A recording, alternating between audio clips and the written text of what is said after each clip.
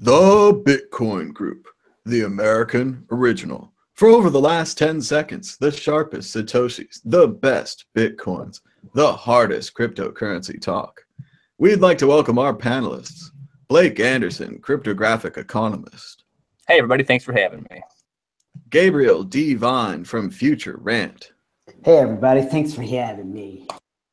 Tone Vase from Liberty Life Trail. Hi everyone. And I'm Thomas Hunt from the World Crypto Network, reminding you to give us a thumbs up and a share so that more people will see this video. Moving on to issue 1. Issue 1. Who controls Bitcoin? The issue is not bigger blocks. The issue is not transaction malleability. The issue is not ASIC boost. The issue is control. Who controls Bitcoin? Is Bitcoin a science project with peer-reviewed open source code adopted by a learned consensus? Or is Bitcoin a business consortium with its decisions made from the top down in a boardroom? Blake Anderson.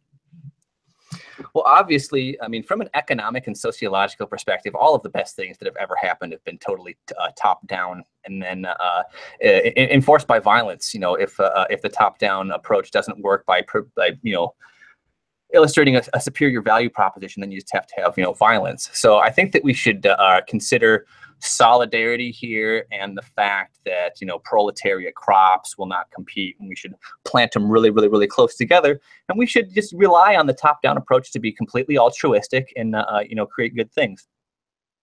No, I mean, the opposite is true. Top-down things are not very competitive by definition in terms of free market competition, and we want to have open source competition of ideas and meritocracy so that we can create hierarchies of just competence, of justly anointed competence. So I was watching Jordan Peterson, and he was talking about how you don't want equality of outcome, you want equality of opportunity. And then the difference in that outcome can be measured in, are you an expert brain surgeon? If so, I want you to remove a tumor from my father's brain. But if my father has a brain tumor and there is no credible hierarchies of expertise, that's not good.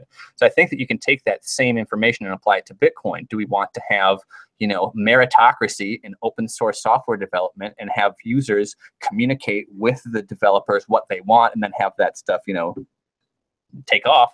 Or do we want small centralized rich people to manipulate the protocol to what best suits them? And I think it's a very, very, very clear answer to users in terms of, we want bottom up tenable development of this thing. There's way too much value that's going around in a live value transfer system to start monkeying around with top-down stuff and not having the true open source development that made it great. So I'm kind of more of the free market, kind of a cypherpunk person, and I think that that's a lot of what gives the value to this new system that really, really, really instantiates these ideals and software. And there's not a whole lot of other places to go to really get this same value proposition of cypherpunk ideals that are instantiated into code. There's nowhere else to get it. So I think that is a strong value proposition, and I think that that's what keeps Bitcoin valuable. And I think that Bitcoin will continue in that direction. And then people are thinking, it's going to split off. Is it going to not split off? I personally think that it won't split, but if it does, I personally think that the value system, which holds on to the ideas of decentralization and individualism, is going to do much better in the long run, because I think that economically those are the things that drive categorically superior ideas. Gabriel D. Vine, have the passengers taken over the plane? The passengers, no. I would say the crew is trying to take over the plane from the tower and entire sort of union of pilots. Let's say the stewardesses are trying to take over the plane from the. Anyways. Hey, Gabe, let me help you. Yeah, please, Tone. It feels like the pilots want to take over the job of the engineers that have built the plane for them. Yeah, the pilots are down in the repair terminal telling the technicians how to do their job, even though they've never looked at the guts of a plane in their lives and only know how to use it from the cockpit. Yeah, you know, this is a highly entertaining process of an attempted coup of a decentralized, free, open source software project that is really hilarious and entertaining to watch. Not only because it's completely doomed from the start and has absolutely no chance of succeeding because it all has to be done, you know, in harsh disinfecting sunlight, but also because the actual processes are so incredibly weak. I was expecting by now, you know, I got into Bitcoin 4 years ago, and I was expecting by now that they would have much more sophisticated attacks and much more subtle backdoors in the code and like, you know, maybe, I don't know, kidnapping Greg Maxwell, something. But we're just seeing this sort of shouting into the void from these complete idiots. I mean, you know, I think that they're all blackmailed or bribed into this situation because I think a lot of these people actually aren't nearly as stupid as they are coming across.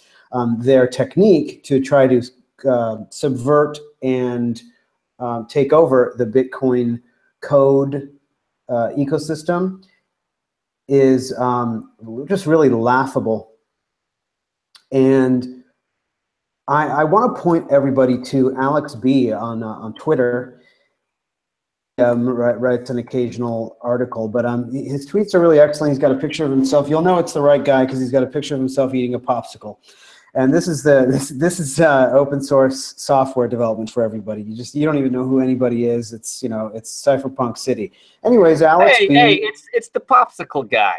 It's popsicle guy with a leather coat, brown leather coat, I think. Anyways, so he created this great tweet storm. It was actually kind of a distilled version of this Medium post that went into great detail about how exactly one makes a proposal to the Bitcoin open source software development ecosystem, otherwise known as the core developer ecosystem. This is not a group of people. These are just all the people who have ever contributed to the Bitcoin code base.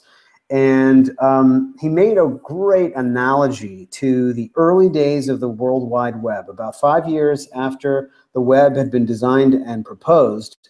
In the early 90s, there was a corporate ecosystem that was very concerned about monetizing this technology, and rightly so. I mean, as we see, TCP/IP, the internet, and the World Wide Web are extremely thin protocols over which you can build a lot of businesses. And as we've seen, the e-commerce and other business over the internet is huge. So they were naturally attempting to direct things for their benefit. Unfortunately for them, the IETF, a group that's somewhat analogous to the Bitcoin core devs today, fought back. They realized that the changes that these corporate sharks wanted to make onto the World Wide Web would be vastly curtailing to the general populace and prevent regular people from jumping on the network and creating at will and participating. And they fought really hard. And it was kind of a turning point, I believe it was 92 or 3, when the tide began really shifting against the corporate people, because the users recognized that these changes were not to their benefit and they were centralizing. And there are certain elements, of course, of the web that were centralized because we didn't have a payment protocol primarily. But now that we have the Bitcoin blockchain, we can actually, decentralize further, and we're seeing that process playing out in various projects such as MadeSafe. But back then, the moral compass of the users was very clear to discern in their preference for the freedom-preserving principles that the IETF stood for. And there were very, very similar things going on. Maybe not quite as uncouth as today, but you know, it's been 25 years and our culture has degraded even further under the fiat, unbacked fiat regime. So we're seeing some, and also this is a money protocol, not just an informational protocol, so it's less abstract in the value. So we're seeing a little bit more heated arguments, but there are numerous parallels. It's quite amazing. And I think we're going to see the same thing here. SegWit 2x is in clear contravention of the Bitcoin proposal standards for a very, very clear reason. The originators of it want to usurp control of the Bitcoin protocol to benefit themselves rather than everyone as a whole. This is something that is not a secret. You can go back, you can see it in Reddit posts, been tweeting it out for several months, numerous characters that are involved, Garzik, Veer, Andreessen, they complain about how they can't get their terrible ideas incorporated into the Bitcoin core code base. The reason is because they fucking suck and they're terrible for regular people. They're terrible for the little guy. They're terrible for end users. So, you know, they want to take the philosophical underpinnings and throw them away, and they're talking about doing a hard fork in order to try to threaten a compromise. But that's not what a compromise is. It doesn't work with threats. With threats, you just create a war and you create a schism. And you know, luckily, as free open source software development is a public process, they just won't get away with it. There's nowhere to hide. There's too many eyeballs looking at what you guys are doing. And that's why they're keeping their development process private, you know, relatively private. They have a limited, you know, input, not only on the code side, but also on just the conversations, because they don't want the real story. They want to control their own narrative. The hard fork will never go through, but SegWit will. But their threats will certainly, you know, bring up a lot of jitters, and this is something that they can do. They can use rhetoric, they can use attempt to use persuasion, they can do threats. But you know, I don't think there's any guts behind them. This is all just a takeover attempt that's completely going to fall flat on its face, exactly like it was 25 years ago. And now we're living in the world of the internet. 25 years from now, we'll be living in the world of Bitcoin. Tone Vase, is it all about control? Yeah, I mean, I pretty much agree with everything you guys said. I don't want to repeat it, so I gotta like try a different way of saying it completely. But I mean, I have videos from 2 years ago where I was, you know, saying exactly the same thing I'm saying now because of Bitcoin XT and then Bitcoin Classic. It's all the same stuff. This is where I encourage everyone that's watching this live, please go to the Mad Bitcoins YouTube channel. Check out last night's interview with Eric Lombrozo and Jimmy Sung. And I was getting very frustrated with Jimmy. That was like the first time I was, I really like Jimmy's commentary. I think he does play devil's advocate sometimes, and it's badly needed. But in this case, Eric said it better than I can ever say about what's going on right now with SegWit and SegWit 2x and the environment and how it's all political and it's not really about bigger blocks. What bothered me is Jimmy kept asking Eric, well, what can be done in order to compromise? But there is no compromise. First of all, SegWit was the compromise. Second, how do you compromise on your technological competency? Like if you're competent in something, whether it's coding, whether it's anything, whether you're a painter, whatever your specialty is, and then someone comes to you and says, well, you need to compromise on your knowledge of the situation in order to accommodate somebody else. And it's an appeal to moderation fallacy is what you're talking about. Yeah, it's definitely problematic. And that's what Jimmy kept asking Eric to do. And it was just insane to me. It was just very, very frustrating. that part. Like, look, there was several things that Eric said there that were awesome. So one of the most important takeaways from that is I like the fact that Eric strongly believes. Yeah, Thomas, go ahead. You want to throw that up on the screen? On the big screen? It's up, man. Oh, it's up? Okay, because I was still watching Blake. All right, cool. So one of the things that he was saying, and this is very important, is that core developers, they gauge the community, they gauge the economic nodes, they gauge the miners, and they program the best possible solution. So when they spent all this time programming SegWit, they did not expect it to be controversial. They were programming SegWit with the full understanding that it's going to go smoothly. That's why they implemented SegWit activation as a BIP 141 that uses BIP 9. And BIP 9 basically is that 95% miners will signal for 95%. And the only reason that is done is so that it's the least disruptive way of getting the change in under the assumption that everyone wants to change. But Eric is absolutely correct. Going forward, BIP 9 will never, ever, ever be used again because it is now being used as a voting mechanism, which it was never designed to be. It was just there for the miners to activate it smoothly.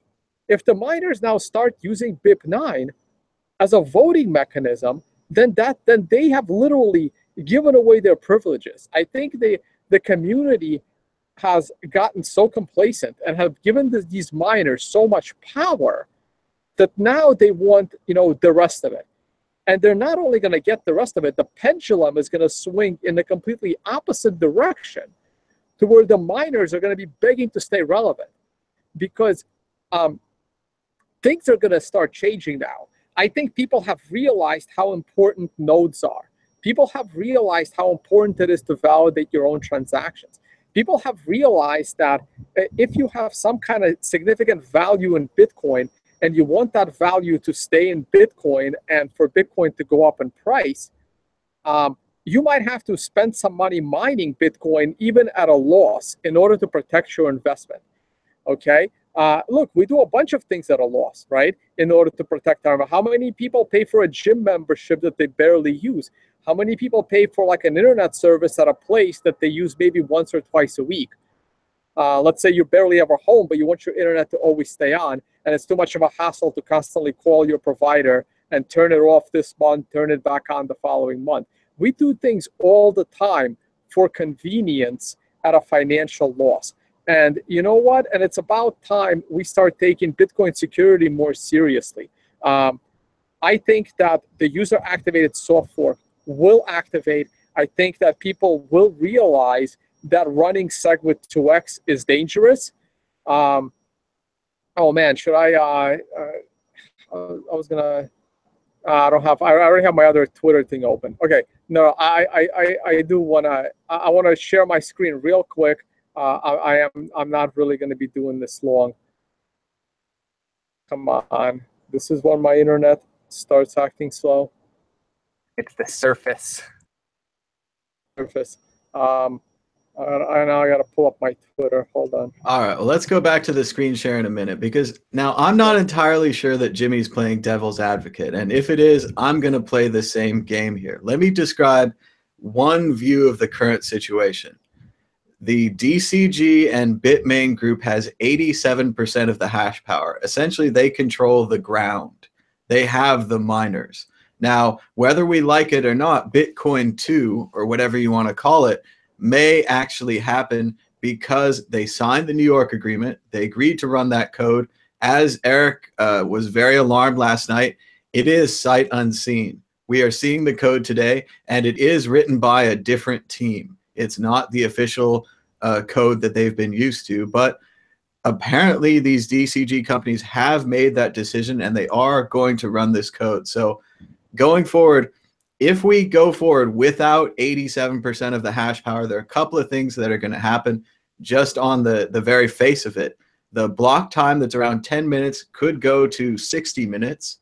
So if there is any spam still in those blocks, it's going to be harder to get it out. It's going to be harder to get your transaction through. And additionally, there is threat of attack from the 87% who could break off as little as 1/5 of their hashing power to completely overwhelm the original chain if Bitcoin 1 does not proof of work switch. So are you guys agreeing with me that this is the ground and you just don't care? Or are we at a different estimation of how important 87% of the hash power, as well as the exchanges and other companies in the DCG family are? So we'll just go Blake and then Gabe and then Tone. Go ahead, Blake. Well, what I would compare it to is like there's several parties that Bitcoin interacts with, whether it be node managers or miners or companies that are exchanges and stuff that are the on-off ramp like a Coinbase. There's different parties that have different interests that kind of balance each other out, just like the executive, legislative, and judicial. We know that system of keeping power in check maybe hasn't worked the best, but it's worked better than nothing, which can be argued. So if you look at it based on that example, it's almost kind of like the legislative and judicial are like trying to switch their jobs. Like the legislative is like, well, we're going to write legislation that's all bright line, and we don't need the judicial to go in on an individual basis and make sure that people are guilty or not. And it's like, that's not the best way to run the government. Or the other way around, when you have, the judicial being like, we're going to write a whole bunch of our own custom legislation, and we're going to go with that instead of what we're being given by, the Bitcoin triangle. And I think that's, things not working in the way where, you give me the instructions and then I, execute them. When you try to say, well, I'm going to write my own set of instructions and not work within this triangle of, exponentially increasing value, that everybody's going to lose out there. So that's kind of my opinion on how this is playing out and what it's akin to. Gabriel D. Vine, how important is hashing power and the miners? Yeah, like Blake says, the hashing power performs its function in the ecosystem. But when it gets too big for its britches, the users will rebel. And they know that. So it's very, very risky to go against the developers that have led the code construction for so many years. Once again, I'd like to point out the very extremely different functionality of signaling and actually running code. Signaling and promises have a very tenuous relationship with actually running code on a huge mining farm. I mean, these CTOs of the mining companies are probably having fights behind closed doors. They're butting heads with the CEOs who want to make their investors money. They want to make inroads with rich investors, with other companies. They want to create blocks. They want to have cartels and do what's most, what's most profitable. The CTOs are behind the closed door saying, this code isn't even done and you want me to run it in 3 months? You realize how risky that is? We could crash all of our miners for weeks. The hackers are going to be why 3 months, 3 weeks? Well, I'm talking about the 2x stuff. Okay. How about 3 weeks? Let's get through that part first. Well, the 3 weeks code is mainly segued. As Jimmy said yesterday, most of the changes were name changes and the BIP 102 changes. I think that it's the 2 megabyte hard fork, which is really unwritten and would have no influence from Bitcoin Core. It would be totally different code. Which, hold on, I want you guys to all finish, but it brings up something really interesting that Eric said last night. He said, no matter what happens, like a good way to piss your life away is by getting a job where you have to lie for your employer. Don't do that. Don't have any job where you have to cuck your opinions for your employer. That is a surefire way to hate yourself in the long run. Anyway. Yeah, that's what the CTOs are doing right now, because they're the ones at the companies who know what's going on and they know what the risks are, and they're telling their CEO, "I'm not running this code," and I bet you anything, 86% of that code or whatever, everybody but Jihan maybe of the CEOs are like, oh, don't worry, we're just signaling. So this is, in my opinion, is absolutely meaningless signaling to the community that has no bearing on what the actual code being run at any given time is going to be, first of all. But second of all, even if they do run it, you're risking so much. They are risking so much. Well, Gabe, so I don't much, yeah. Okay, well, Gabe, I do agree with you that signaling is not the same as running the code, but these are businesses. They are in a group and they have signed an agreement. As long as they keep going down the path of that agreement, I see no reason why they would change their mind suddenly. And if the CTOs are saying this, as we discussed on last night's show, Thomas, we need to hear from the CTOs. They need to explain to you. I just explained to you why, exactly what that reason is. Because signaling. Well, no, but that's the CTOs. I mean, again, we've been through this with Nixon. You just fire people until you get someone that will run the code. I mean, I don't think that there's going to be any change in the CTO, in the CEOs. And the CEOs are the ones that sign the agreement, and the CEOs are the ones who run the company, and they're in a group together, and they want to be the good of that group. I don't see that changing unless we hear from the CTOs, which we said last night we'd like to hear from whistleblowers. Public, private, secret, whatever you want to do. If Gabe is correct, if you are concerned about running this brand new code on Bitcoin that's not been tested, which is literally brand new, yeah, we need to hear from you. But otherwise, yeah, I don't see the CEOs who make the decisions, who run the companies, changing their minds. But I mean, you can disagree. Absolutely. And hold on. I don't believe that they will need to change their minds because all the signaling is false. They're listening to their CTO. Bad code has been run before. Bugs have come out. Windows, other software has bugs. It gets run. And also weaker technologies. VHS beat Betamax. Blu-ray beat HD, DVD. Things happen. Those are totally different standards than Bitcoin. Yeah, hold on. Protocol versus other things. I mean, like an operating system is going to have a lot of bugs, but a protocol like TCP/IP, if we want to have like just like Eric said last night, we want to have bigger packets. We can have. They had a split. They had to roll Bitcoin back, and this is just in recent history. Like, there have been bugs in Bitcoin.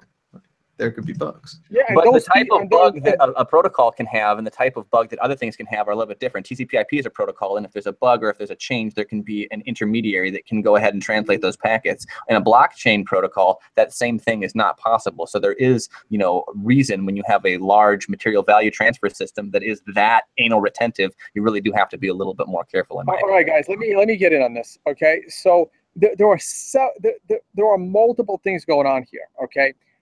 First of all, I agree with Gabe about the signaling, about the CTOs knowing what the hell is going on over the CEO. Okay, so I complete agreement. Okay, I ran across this picture today online, and I'm like, oh my God, this is perfect. This is what SegWit2x is, right? I mean, you have a secure path to walk around or ride your bike, and then there is this path on the side, and that's what SegWit2x is, right? You're okay for a while, but this is not protected code. This is not secure code. Now, here's what there are multiple things here that scare me, right? First of all, I don't care if it's an extra 500 lines of code that they wrote that the core developers did not approve of. That shit ain't safe, okay? Now, it may be safe, but it's not guaranteed to be safe. So anyone that chooses to actually run SegWit2x in a couple of weeks just to get SegWit in there is literally like the guy on this bike path taking a chance from flying off the bike path, okay? Now, we may get lucky. Nothing may happen. Nothing catastrophic may happen. And the SegWit2x code may get us SegWit, okay? And the biker doesn't fall off the path. Off the bridge, okay? It's possible. Yeah, that's why I say in the tweet, yes, it can work. SegWit2x can get us SegWit. Now, there are two horrible things that can come out of that. First of all, people might now think that the SegWit2x code is actually competent and legit, and they will continue to run it. And then the core developers will no longer be relevant to the system.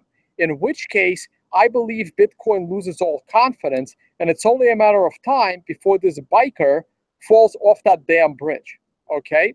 The other situation is that everyone jumps off SegWit2x, says, oh my God, thank God Bitcoin is still alive, and goes back to core code. If that happens, you're basically, all of these people kind of disrespected the core developers. They jumped on an unsecure protocol, even for a period of a few weeks, and then jump back. That can potentially create a future situation where people can think this is okay. And this is how malicious bullshit sneaks into the code that starts spying on you. None of this is good, okay? And that's why I say in another tweet, I'm okay with BIP91. BIP91 can easily be blessed by core developers. Create a standalone BIP91. Let's get SegWit in there. You can signal for whatever the hell you like, and then go back to running safe code, because your company will be held liable if you run shitty, improper code that causes a flaw in the Bitcoin network. That's all I'm going to say. Other than that, please listen to Eric. He does a way better job than I do on this situation. I want to remind everyone that business is about taking risks. And the people that we are up against here are businessmen. And it looks like to me that they're taking a risk to take over Bitcoin. This is incredible upside. They have phenomenal mining firms, factories. They're producing these chips. They have what seems like most of the major Bitcoin companies in agreement here. So I agree with you that it is a major risk to run that code, but I think it's a risk they might take. What do you guys think? We'll go Gabriel first. I think that the economic incentive is against it, and that beats everything except for an external factor. So in the case of the CEOs all being bribed, coerced, accepting for external incentives, the economic incentive is paramount here, and the market will punish those who make the who take the wrong risks. Well, so I think we're going to see mining pools drained. We're going to see income crushed. We're going to see reputations destroyed by the companies' decisions in this situation. And I think we're going to see a lot of people that are trying to get called out by Barry Silbert and whoever else, saying, hey, you said you signed this agreement. It's binding. And they're going to be like, no, it isn't. Your code isn't good, so I didn't run it. Bye. Yeah, hey, Gabe. And on the flip side, Barry Silbert is already complaining that Twitter is mean to him. And I replied to that. I'm like, well, this is what happens when you try to force a hard fork and unsecure code down users' throats. And the other thing is, it's like, no, all they can do is say they have, look, all of these economic nodes, they've already stated publicly that they will only run the most secure code. So they're not going back on the agreement. They're going back to their original word on securing the value. Yeah, it's the Alan Silbert's deafening silence on the subject of this supposed consensus building of his brother is quite telling, in my opinion. You got to support the family. Blake, any thoughts on this? Yeah, definitely. Being quiet sometimes is a great way of support. Blake? I don't think so. I feel like that's another closed door argument. The best way to handle any situation is to just deeply assume that everybody that disagrees with you is both stupid and evil, that they have some kind of like a demon within. No, that's not good. So what I want to do is I want to try to look at this and say, okay, what are the odds that they're going to do it and the odds that they aren't? And you're saying that there's a giant systemic risk, and that should discourage people. But when people act in groups, one of the most well-known psychological phenomena is a diffusion of responsibility. It's a really, really messed up thing. And one of the most famous examples of it is, this woman, she's being beaten on the church steps, and there's a huge group of people around. Any one of them could have stopped it, but it ends up not being stopped. And I think that she died.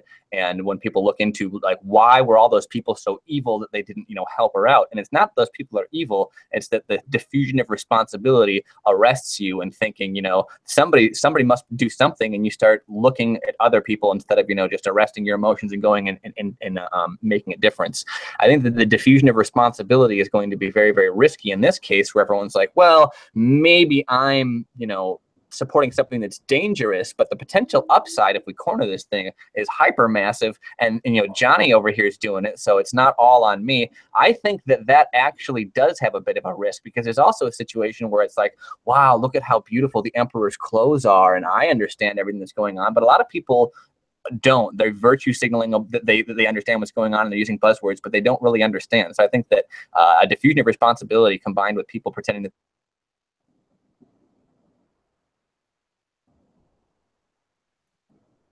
there's Did we lose Blake, or was it me? maybe there's potentially so much to gain here, so much to gain, but again, so much to lose. Let's move on to the exit question. Exit question: what happens going forward? Tell me in a word. Gabriel. SegWit goes live, and there are lots of threats. The hard fork just somehow never happens. There's about 3 weeks of kind of just no message coming out of the Jihan Wu and SegWit2x camp as they realize that none of the CEOs are actually going to run this code, and there's just kind of goes out with a whimper, and Bitcoin goes on with 1 megabyte for at least a year or longer with SegWit. Tone Vase. I mean, I still think my August 11th date is going to be critical for something. Hopefully that will be the day all this nightmare finally ends. SegWit is in the system. Everyone goes back to running 0.14.3. I'm sure 0.3 will be out by then because our core developers continue to work. Everyone will go back to core 14.3. And then we're going to be dealing with the nonsense of a paper promise of a 2 megabyte hard fork, which is not going to happen. And it looks like we're joined by Blake Anderson. Blake Anderson, going forward, what happens? Brief summary. Well, I think that what's going to happen, hopefully, is that all of these groups that disagree will cancel each other out, and we'll have no change until changes are really, really, really, really, really, strong through consensus. That's the best possible case scenario, and I hope that that's what happens when people are like, Bitcoin isn't changing enough. It needs to change more and faster. It's like, if that's what you think, you might not be in the correct spot with a math-based digital scarcity protocol. Like, that might not be your bag if you think that we're not, action biasing fast enough. The answer is it's too soon to tell. We'd like to thank our 470 live viewers. If everyone could give us a thumbs up or a share, that helps more people watch the show. And as Tone mentioned, if you'd like to check out my interview with Jimmy Song and Eric Lombrozo, it's over on the Mad Bitcoins channel. Go ahead and subscribe to Mad Bitcoins and follow Mad Bitcoins on Twitter for updates. Do it. Moving on to issue 2.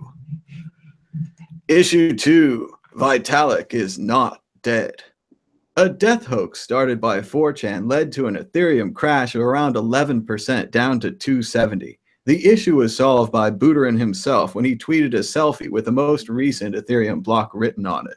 But the question raised by the hoax remains. Does Ethereum have a cult of personality? Is the power too centralized in the dear leader, Vitalik? Gabriel D. Vine. Yes and yes. Vitalik looks quite ill in that picture. He's got rings around his eyes. I hope that he survives, for his own sake because of his health. He doesn't look well. And I'd like to just point out there was a hilarious joke on Twitter recently making the rounds with a picture of Vitalik Buterin kind of standing, and he's really slanted sideways. Maybe the angle, maybe the camera was kind of tilted, but he's like on this mountaintop, and he's like completely like this, standing like this, and it says Italic Buterin, something like that. Anyways, I thought that was funny. That's all funny. I have. Yeah. So the answer is yes. It's too centralized. It's totally ridiculous that him being missing would affect the Ethereum price. It is relatively decentralized as an ecosystem, but yeah, it's way too centralized in the foundation, and that's going to be very difficult to overcome. To his defense, I've met him a couple of times, and he generally looks like that. I do hope that he eats better and eats more. I'm not sure why he isn't, but best of luck to Vitalik. Let's go to Tone Vase. More on this. We can see ourselves. All right. So Gabriel said, right, look, it's unfortunate that people did that people wrote that article.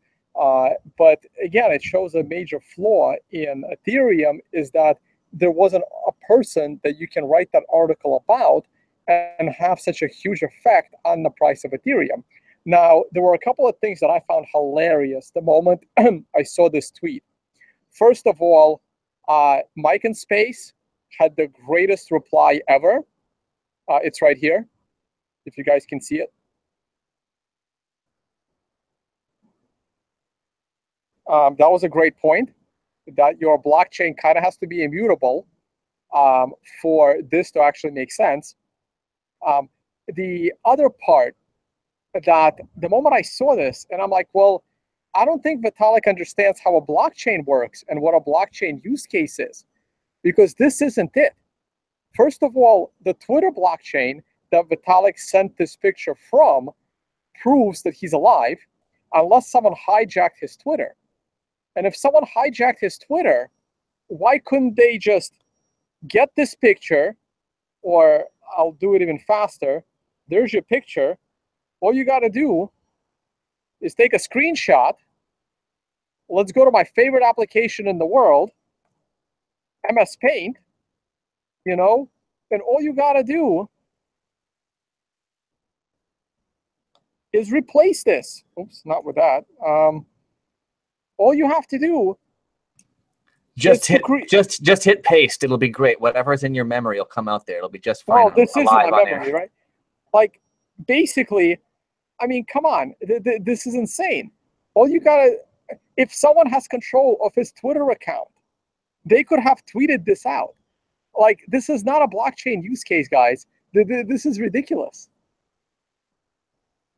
I think Vitalik would argue that if it had been modified, that there would be layering present on it, and that there'd be whiter than white and stuff. But it was not a very advanced display of technology from the founder. Well, I'm gonna jump in here really quick, and in project management, this issue comes up literally all the time, and it's called what we call it in the industry, we call it the bus factor. It's like, what is the bus factor? It's literally just if one person on your team in charge of a project gets hit by a bus going like 120 miles an hour, to what extent are you going to be able to continue or even support the project? Now, when I worked with Wells Fargo and stuff, the bus factor was always pretty high on the project manager. So the project manager had to, basically make notes everywhere for how people could, pick up if anything happened to them.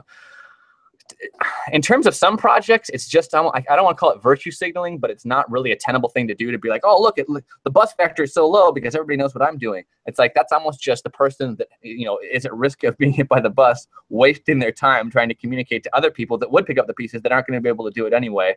So, I mean, I would love to say, the bus factor on Ethereum is way too high because of Vitalik, and that should definitely be fixed. But fixing something in terms of, making it so that somebody else is just as interested as a stakeholder and can take over if somebody else, has something bad happen to them, that's good in theory and all. But is that really something that is doable unless you're a large, at scale company doing a small Java development project where you can just bring in a different Java developer? Yes, you can eliminate the bus factor there. But like with Ethereum and with Vitalik, it's a gigantic issue. And not that we don't have it at all in Bitcoin. There's some people that if, in the Bitcoin space, something happened to it wouldn't be good either. But I think that the problem is much worse in the case of Ethereum.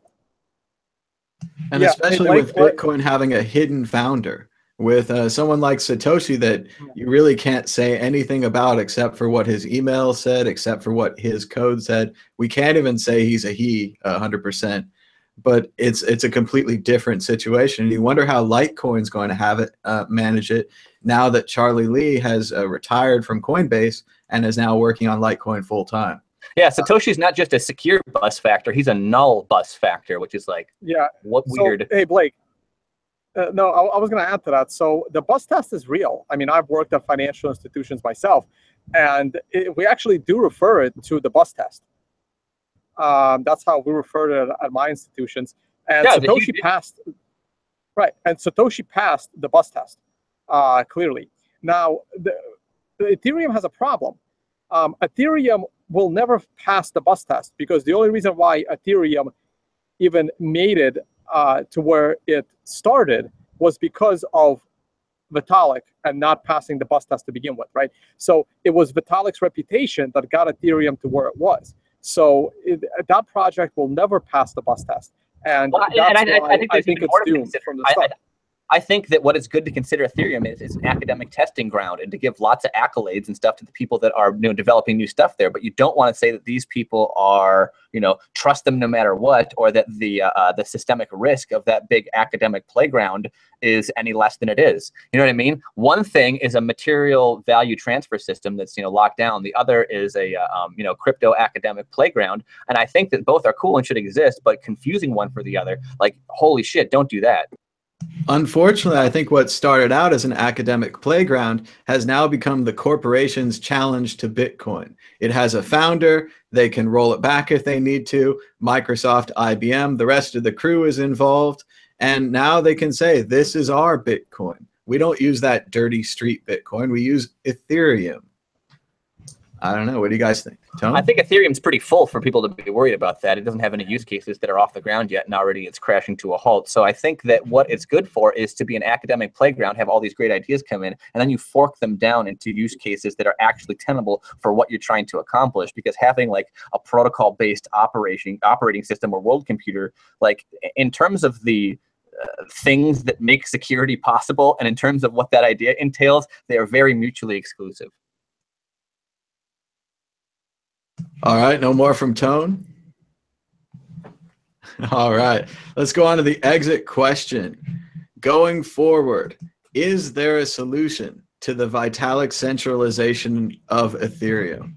Blake Anderson, you brought this up. Do you have any potential solutions?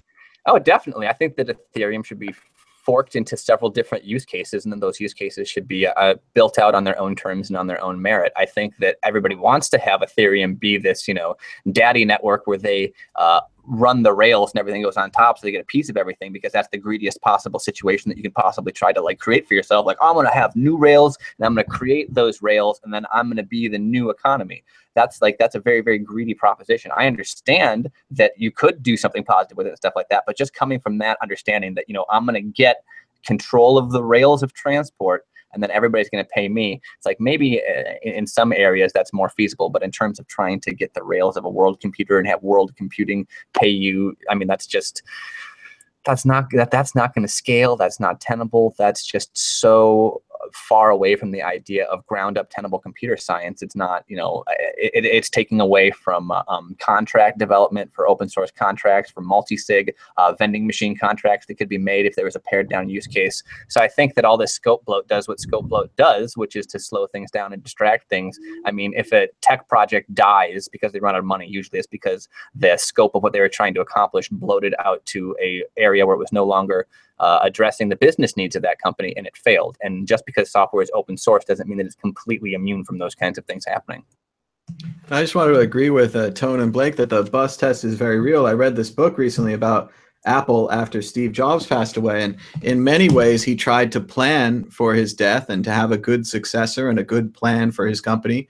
And even then, it was very difficult to keep things running the same way after his death. Let's go to Tone Vase. Your thoughts on solutions to the Vitalik Ethereum centralization problem?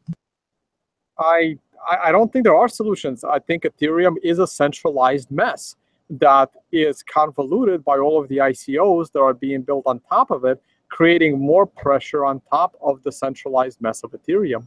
I don't see a solution there. I mean, I'm still waiting for Ethereum to totally implode and to teach all these ICOs a lesson that built on top of it. So you think it was a bad sign that they had to stop trading the E20 tokens? Well, what do you mean they had to stop trading the Ethereum? I mean, what, individual token, or there was like an overall, like, So, what is that? What do you mean? Shapeshift.com, in an effort to help the Ethereum, backlog, so to speak, stopped trading the E20 tokens to try to get Ethereum to catch up, because basically Ethereum was having these ICOs and it was really filling up. Most of the exchanges also froze withdrawals. It was as if the entire network came to a halt because of the 2 ICOs a couple weeks ago. So this is pushing systemic failure, and this is without any of the dApps operating at scale yet. Right. So that's a problem.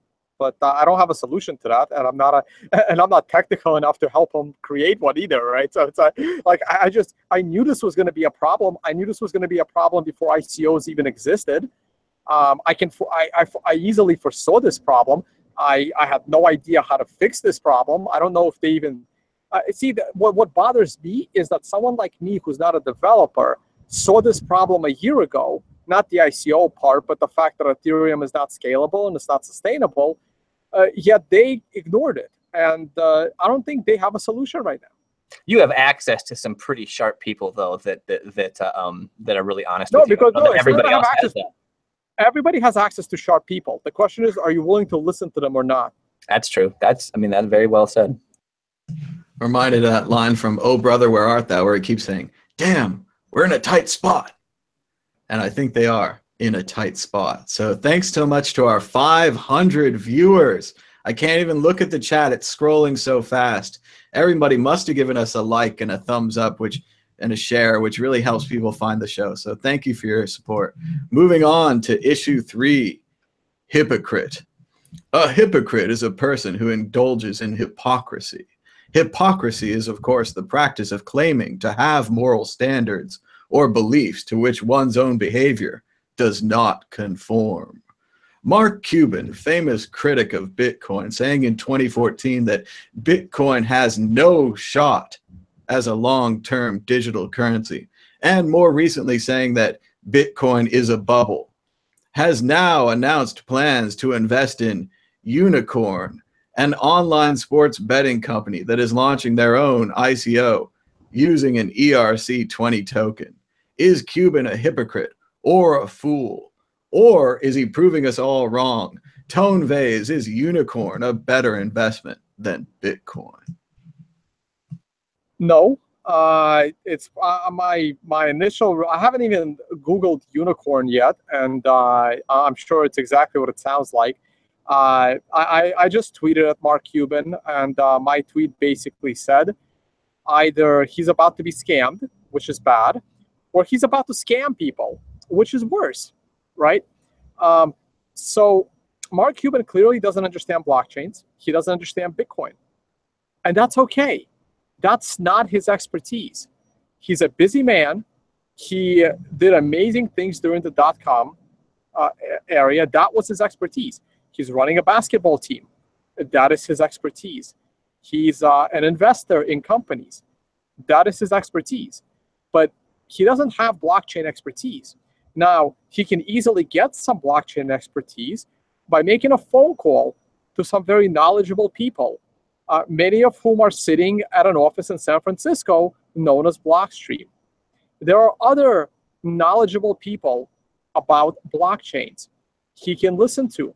But if he's going to listen to people like Vitalik, if he's going to listen to people like ICO scammers, he's going to make huge mistakes. And this is why people that go outside of the area of expertise usually lose a lot of money. So this is going to end very, very badly. If he's part of this ICO, it's going to be the biggest ICO pump Ethereum has ever seen. It might actually be the straw that breaks the back of Ethereum.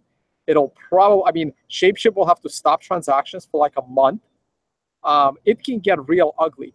Now, the craziest thing is he's out there just a week ago talking about Bitcoin being a bubble, even though the Bitcoin price is double what it was in the beginning of the year, maybe 2.5 times.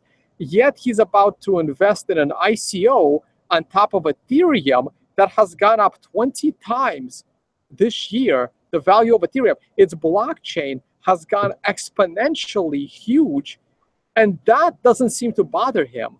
but So Tone, Bitcoin doubling in price. So Tone, you're saying that being bullish on one thing and then bearish on another, when that thing is a direct derivative of the thing that you're saying is going to go down, is pretty ignorant, wouldn't you say? Well, yeah, and not just a derivative, a 20x leveraged derivative. On top And I mean, of that, like, I know it's not a proper derivative, but I mean, the rails to get in and out with fiat go Right. through Bitcoin. Right. So essentially, E20 tokens are a derivative of Ethereum, and so yeah. Right. So at this point, I hope Mark Cuban doesn't end up scamming people so that he's liable. I would prefer it if only he gets scammed for tens of millions of dollars, and then maybe he'll remember my tweet warning him about doing something this stupid. We also have a disclaimer in the style of CoinDesk. Full disclosure, Mad Bitcoins did appear on the Shark Tank show, and Mark Cuban did promise to invest $100,000 in Mad Bitcoins. We are still waiting for the check. And one last thing. Hey, Mark, if you're watching, my consulting rate is only 0.1 Bitcoin per hour. I know you will have to give up on your view that Bitcoin is stupid, and you will have to purchase some Bitcoins because that's the only currency that I accept for my service. And I will gladly explain the basics of a blockchain, and then I will provide you with some amazing contacts that will fill in the details for you, and they might actually do it for free. If he's watching, congratulations on the broadcast.com Yahoo deal. I've never seen a better scam in my life. And of course, go Mavs. Let's go to Blake Anderson. Well, I really like Mark Cuban a lot from Shark Tank and stuff like that. I think that he's a family man, and he's an investor, and he likes economics. I like economics. So I really like Mark Cuban a lot, like as a person. Other than that, I mean, it's tough to not ad hom somebody when they make decisions that you disagree with in terms of like advice and stuff like that. Like, I'm not going to call him an idiot or whatever, but I do think that it's bizarre that he has a boat that is named after like an Ayn Rand novel, and that he also supported Hillary. That just seems like super incompatible to me. Like if he had said, I don't like Gary Johnson because I think he's a stoner, or I think that, this or that, like if he had qualified it, I think it would have been one thing. But I just think that it's bizarre that he would have principles that would, say, I want to own a boat called the Fountainhead or Atlas Shrugged or whatever his boat is called, and then do that. So I don't know that he's making decisions off of principles. I think he's making decisions off of trying to read the tea leaves, and he has got to be an insanely smart person to have had as much luck doing that as he has. I don't know what he uses to reference the tea leaves, or if he has really, really, really good people. But I think that that's all great, and that he's done well. In terms of Bitcoin, Bitcoin is a much different beast. And when he says that he thinks that Bitcoin's in a bubble and that he's going to create some kind of success with a derivative thereof that is at high risk of systemic binary failure, that doesn't bode well for anything. So I hope that it sounds like he hasn't signed anything yet, that he's just talking about this. Hopefully he backs out and realizes with any amount of study on Ethereum, and especially their 20 tokens, that this might not be the best way to start an actually good idea. Hopefully if he has an actually good idea, they do it in a way that's tenable instead of not. Just like the bus factor at Apple and stuff like Thomas was talking about. It's not just the ideas that you write down to be executed after you're gone. A great idea is a great idea, but it's not $1 million idea until execution is applied and done properly. Tone, I think your mic is open. Oh, sorry. Hey, let me just jump right back in here real quick for a second. And so first of all, I know people in the chat are like calling me arrogant. What you guys have to understand is that Gabriel, Thomas, you, Blake, myself, and 1,000 other people, if you've been in Bitcoin for over 3 years, you are a significantly bigger expert at blockchains than Mark Cuban is. Okay? When it comes to blockchains, yes, when you put me and Mark Cuban in a room, I am the expert when it comes to blockchains over Mark Cuban. I am not the expert in blockchains if you put me in a room with Adam Back, but if you put me in a room with Mark Cuban and his friends, I will be the expert. Okay, and so will you, Blake, and so will you, Thomas, and so will you, Gabriel. Okay, so that's one thing that people, and half of our live viewers will be the experts in blockchains. in that room. Okay. I think it's funny that you use Adam Back as an example, because every time on Twitter that I see somebody talking to Adam Back and being like disrespectful or smarmy, whatever, I'm always like, do you have any concept of who it is that you're being a dick to? Like, I don't want to be hyperbole filled, but like, that's like going to Satoshi's teacher and being like, hey, what's up, buddy? I'm gonna slap the taste out of your mouth. Like, that's not a very enlightened way to behave. He favorited a few of my tweets recently, and I swooned. Yeah, and there was one more thing I wanted. You know what? I already forgot what I wanted to say. Oh, about when you said about the hypocrisy. You were talking about about the hypocrisy. But you know what? I lost my train of thought. So let's go to Gabe. Maybe I'll remember. I also want to just follow up on Blake's point that Mark Cuban hasn't personally pledged to put money in the ICO. He's invested in the sports betting company, and the sports betting company is having an ICO. So his money is tangentially invested. He may also invest in the ICO generally. I don't know, but this is just clarifying. Go ahead, Gabriel. Blake was mentioning the binary outcomes of this unicorn thing. And, I'd just like to point out that, Bitcoin has a fairly binary outcome, in my opinion. I think it's pretty likely that we'll either go to the moon or crash to like a curiosity with just, very little value, within 15 years. So I think that the binary situation is not a problem in itself. I just wanted to point that out. But open protocols are in many ways the opposite of corporations. A guy like Cuban is in the mindset of the sort of MBA or VC mentality of thinking profit models, teams. There's no team in an open protocol. There's no profit model. Bitcoin, every protocol before Bitcoin didn't even have anything analogous to buying ownership of something. Bitcoin is the first protocol that had something analogous to equity shares. So it still confuses the shit out of VCs, MBA types, because it has none of the hallmarks of businesses. It's not the same thing at all. That's why it was a bit of a shock to see the Silberts actually jump in. Somebody like Barry, fast-talking schmoozer, who really actually got Bitcoin and understood that there were a few areas to make money. But even those companies, the digital currency group or whoever has invested in over the years, most of those investors would have made way more wealth just by buying Bitcoin. I'm kind of glad that they didn't just do that, because now we have on-ramps, off-ramps, and some other services. But I would be surprised if a single business other than darknet markets, dark Bitcoin tumblers, and maybe a couple other very specific use cases have actually made more money than if they had taken all their seed capital and just bought Bitcoin and done nothing. But here's the difference, and this is what a Cuban or a lot of other sort of less enlightened VCs than some more intelligent ones in Silicon Valley, for example, who have been to Bitcoin for a long time. All the ones who kind of don't get it, the Cubans, who's that famous old asshole investor? Famous Charles Munger. Yes, exactly. The Warren Buffetts, the Charles Mungers, all these guys that are dissing on Bitcoin.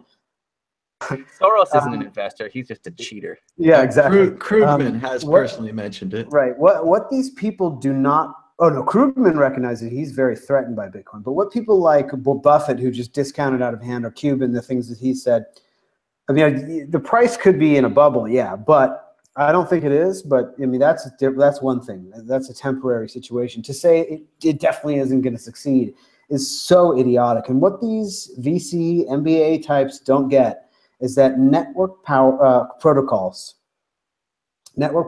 can become far more powerful than any single company. Far more. I mean, who would argue that TCP/IP is more influential than Google? It is. Google is a subset of the web and TCP/IP. No company could ever be as powerful as the potential of a network protocol. And that is what Bitcoiners see. That's what we see on this panel. That's why we're into Bitcoin. And that's what people like Cuban will only see once it's way after the fact. I mean, the number of people that understand what a protocol is at the same time as understanding what a derivative is, or like, let's say, arbitrage. That's a very small group of people. Yeah, the Venn diagram is still very slim. I just throw one more piece of advice for Mark Cuban. So, look, Bitcoin price may be in a bubble. It may be in a bubble, right? In a little bit of a bubble, though going up 2.5 times this year shouldn't be that big a deal, right? But Bitcoin technology, the blockchain technology of Bitcoin, is not in a bubble, especially if core developers remain at the helm. The Ethereum technology is actually in a bubble, and it will be and the bubble will probably pop with him at the helm of an ICO built on top of it. Let's move on to the exit question. What is the greatest thing that Mark Cuban has ever done? Selling broadcast.com to Yahoo and perfectly timing his exit of Yahoo stock. Winning a championship in the NBA with the Dallas Mavericks, bringing the championship home to Dallas. Or appearing on Shark Tank and making VC investing popular and mainstream. Blake Anderson. Well, I would say neither. I've watched Shark Tank. I don't know a ton about Mark Cuban, but I know a little bit. And from what it sounds like he has said, he worked his way up from a normal blue-collar type of position up to being as rich as he is. I think that's way, way, way, way, way more impressive than any pivoting that he's made later on in life when he's had lots of money. I'm really impressed by people that can go from meager beginnings and become that wealthy. Even if they get crazy when they get there, or their motivations or whatever get out of whack. Crazy is probably too harsh of a word, but even if they, lose track a little bit of, who they were in the process, that's so much work that they did to get that much wealth, and they had to do that by serving people if it's, a fair environment. So that's what I'm most impressed by. I think that Mark Cuban is a hard worker. I'm certainly not discounting his work ethic, but it's my understanding that he streamed college basketball games online, then sold it to Yahoo and perfectly timed his exit. But I don't know all the details. Gabriel D. Vine. Anyone who doesn't understand Bitcoin never impresses me. Tone Vase. Wow, I thought I was going to be different and go off the board, but you guys both went off the board as well. So I'm going to say I'm most impressed by him taking on the SEC and winning that judgment on with this ICO. He might be seeing the SEC again, and he might be fighting them again in round 2. So there you go. Honorable mention, Mark Cuban attempting to buy the Chicago Cubs, scaring the crap out of the other MLB owners. Always good theater, Mark Cuban. But we're running out of time, so we're going to move on to the exit question, a prediction or a story of the week. Blake Anderson, are you ready? I was just going to talk about chat. Chat is amazing today. There's a lot of people in chat. The people that participate in chat during this show are a huge part of the core value proposition of Bitcoin. The people that are exchanging ideas using the democratized publishing value proposition that is the internet to create new things like Bitcoin, that's good. Like, keep doing that. People that are watching this show, good for you. And I also want to talk about one of the questions that was just asked in chat. It's going so fast it's hard to see, but it looks like people are talking about the IQ required to really understand Bitcoin. And at first I was like, well, this is just nonsense. It's trying to make people feel happy and that they're smarter than other people. But it really does require an extremely high IQ to be able to understand the 3 separate areas of study that Bitcoin brings together: technology, economics, and sociology. So when there's disagreements in Bitcoin, I would say always try to approach it from the assumption that the other side legitimately doesn't understand what you understand. Always try to engage in academic leveling. Make it so that you're not trying to use words and terms and examples that the other people don't know, so that you can go, ha, gotcha. Don't do that. Try to steelman the other person's argument. Try to help them articulate it the best that they can, so that when you dismember it with your arguments, that it actually makes a difference. In the age of information, there's so much static that we all have to, galvanize our ability to understand and perceive information. And the way that you do that is by studying logic and rhetoric and by engaging in productive discourse. If we don't do those things, Bitcoin will fail. We all need to continue to be evangelists of Bitcoin as we continue to get more and more and more and more and more people into it, because Bitcoin is going to continually gain adoption at a very virtually exponential rate. And the amount of people that we have that are educated and can talk about it, it's that same kind of bus factor argument. Everybody make it so that if you were a time traveler, you could go back before Bitcoin was invented and invent it yourself. Let's make that the standard. If you fall short of that, that's fine. You're going to still be doing really, really well. But educate yourself and be a real part of the community. We need you. Well said. And it's worth reminding everyone that you're still very early into Bitcoin. All you have to do is take all the people on the earth, and the ones who haven't heard of Bitcoin, they're behind you. And if you look at that chart, we're way ahead. We are ridiculously ahead. And everyone else is going to come on board. Gabriel, Divine, prediction or a story of the week?